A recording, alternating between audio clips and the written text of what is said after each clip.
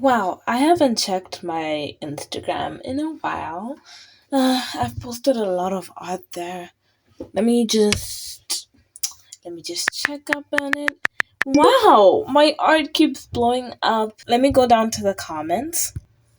Okay, someone just commented. Hi there. I'm an anonymous viewer and I have an art degree. You should probably change the fact that the face, make it a bit lighter. It's really ugly. Okay, I'm going to ignore that. The next post. Oh, come on, he commented on this one too. Hi, art person with an art degree here. Won't you listen to my constructive criticism? I wrote you an essay 3 times on 3 different posts and you still haven't fixed it. Ugh, seriously? Who is this guy? Okay, next post. Hi, your art is really ugly. It's me again. The art person with the art degree? Yeah, you should probably just stop drawing. Your art sucks, the anatomy sucks, and everything about this drawing looks ugly. You know what? I think it's time to delete Instagram again. Huh? Who's that by my door? Hello? Hi, this is anonymous art person again. I saw that you deleted your Instagram, so Nope, not today.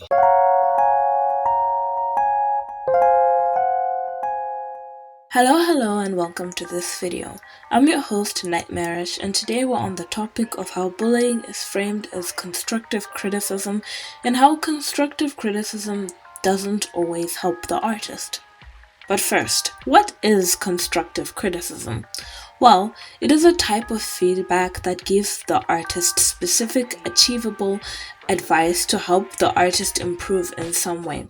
Constructive criticism is often offered when you can see a visible struggle or feedback is asked for. And with that definition, I can give you an example of an art teacher advising you on something like composition or the balance of your art piece. And more than ever, it doesn't have to be an art teacher. It can be your friends, family, or most commonly, strangers on the internet.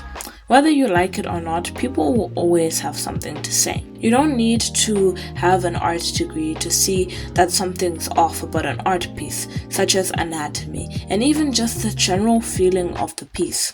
For example, if you feel as though the piece is too clustered or if the colors don't match, you can vocalize that and comment on that aspect of the art piece. Or if you have viewed a lot of what seems like objectively good artwork and can notice flaws in other artwork, you can now vocalize that.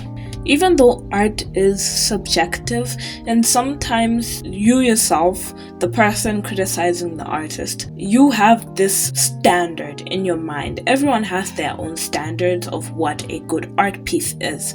And if that doesn't meet your standard, you're gonna vocalize it and give them advice on how they can meet that standard of yours, even though it might not be the artist's standard. Most artists post their art on a social media platform with various effects, and one that every artist will receive is comments. For every positive comment, there is bound to be a hate comment, and there is bound to be that one person in the comment section giving you an advice on how to change things to make your artwork look better. Constructive criticism can be harmful in the sense that if an artist is beginning and trying to learn, they could have conflicting ideas with what they want versus what others are telling them to do, and could lead them to seek validation from other people, causing a low confidence with their art. Sometimes making an artwork that makes you happy but others say is ugly and off is better than constantly changing your art for other people. And if you're simply doing it for fun, comments that tell you you should change or might tell you that something else looks better may lead you to enjoying art less, as well as burnout. And if you're comfortable in the level your art is and constantly get comments giving you advice, it can not only get annoying but pressuring as well. And then there are the hate comments framed as constructive criticism, when all they really say is, "Ew, gross, change it and it'll look better. Or it looks ugly, you should remove this and add this. These comments don't actually help the artist. They just insult and belittle their art and their skill. And some of these comments have so much entitlement, as if their advice will magically make you a better artist. Like, for example, continuously telling the artist advice and getting mad when the artist doesn't take that advice. Or just resorting to cheap insults to make the artist feel bad, basically guilting the artist into doing what you want. Another term I can think for comments that don't actually help the artist is deconstructive criticism. That again doesn't help the artist at all, just gets them to do what you want. You can often identify these types of comments if they have personal attacks, are very vague and non-constructive, is mocking and sarcastic, and generalizes negative behavior.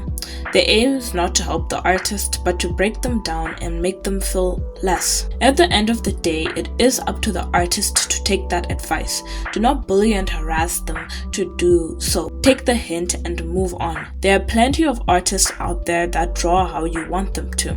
Art is subjective after all and depends from person to person if the art is good. Your advice could be going against what the artist is aiming for, and if the artist is specific and says, I'm fine where I am, I'm not going to change the way I draw anytime soon, and I will not be taking any advice as of now, it doesn't kill to respect that, but it is up to the person giving the advice. All I ask is not for you not to be a scummy person. Do not harass the artist for not listening to you. It doesn't help anything. Just move on. And now a short story about me and constructive criticism. So, as I mentioned in a previous video, I'm part of a artist group on WhatsApp, and I posted an artwork, specifically this one that I didn't finish, and I'm gonna get to why I didn't finish it yet.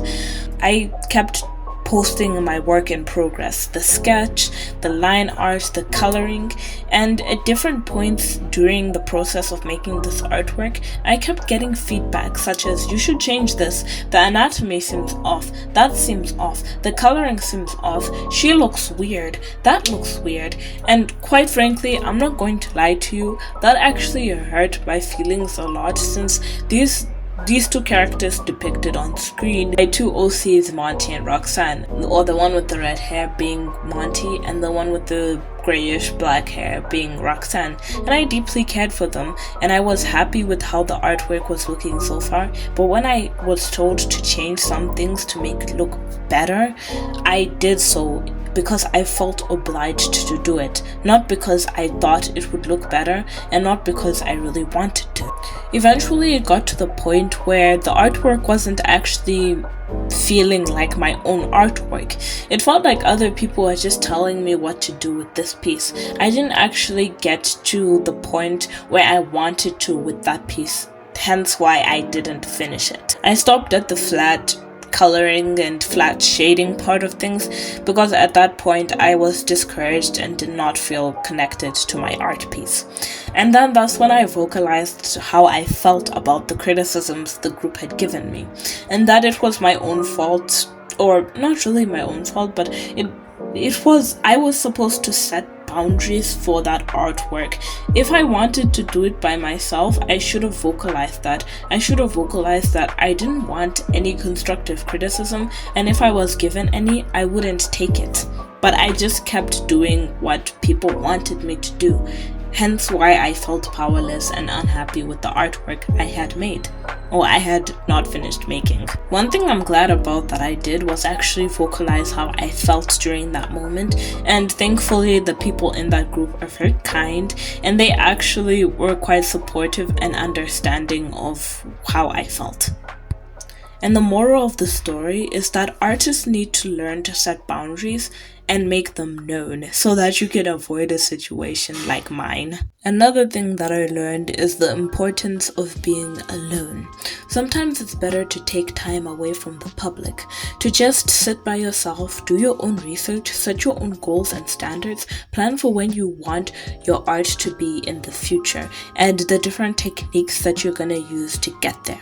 Don't be overly reliant on people and have fun. Again, different people have their own images and standards in their head, and you should be able to form your own and reach that standard so that you can actually feel a sense of accomplishment when you reach that goal, or even those mini goals. But it's also good to acknowledge the goods of constructive criticism, to shout out the people who respectfully comment on artist posts with advice for the artist. And for the artist looking for that advice, watch out and don't allow yourself to be belittled and bullied. Know your worth, and you yourself should be respectful when responding to feedback, no matter what. This video was meant to touch on the less talked about disadvantages of art and bring my opinions to them.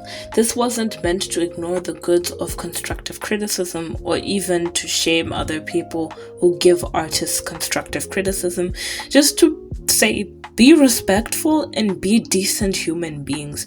I know a lot of people feel okay with being horrible people simply because they are able to hide behind a screen, but your actions have consequences, and what you actually say online does affect the other person that you're saying these things to. As well as the fact that when you're giving this advice, if you're doing it for the sake of helping the artist, I actually suggest starting up a conversation with the artist, what they aimed for, what their goal was, instead of just jumping to conclusions, because at the end of the day, that will not help the artist at all. If you're assuming, or what if the artist, I'm gonna give you a scenario here, what if the artist makes a very creepy piece in a very cute anime type art style, and this artwork gives you creepy vibes and it makes you generally uncomfortable, and then you vocalize to the artist, oh, I advise making the lighting a little brighter, I've advised removing all those glitchy effects, when in actuality that was the goal of the art piece, to make you feel uncomfortable and to give you an eerie feeling. It's important to acknowledge these things and to see the different perspectives, not only as a critic, but look at it from an artist point of view. And I do feel the need to mention this because I've seen like a lot of people like push away criticism by saying, but you don't draw, you're not an artist, you don't actually make art, you don't need to make art to criticize art. If something's off, especially about art, if something's off about an art piece, you should be able to vocalize it in a respectful way, and if the artist actually wants that criticism. But if they do not want to take it and they're fine as they are, respect them. So yeah, that is the end of the video. This is literally the end of the video. If you enjoyed this video, comment me down a paintbrush emoji, specifically this one on screen. And before I do the official outro stuff, I must say I'm going on break. I don't know how long that break's gonna be, but it's gonna be a break. And what I intend on doing during that break is actually to draw more for fun, because I've been very busy because of stuff. So yeah, just expect more art, or at least I'm gonna be exploring more of the art style that I've decided, and even exploring different art styles, as well as the fact that I will be making more animations, and when I do come back, I would like to upload the animation meme that I have been working on, and even providing you guys a type of introduction to my two OCs, to my two babies, Monty and Roxanne. I feel like you've seen them at the back of these speed paints, but you know, you're gonna get a proper introduction to these two via an commentary video and animation meme, and I will actually come back to do more redesign content. But yeah, this is the end of the video.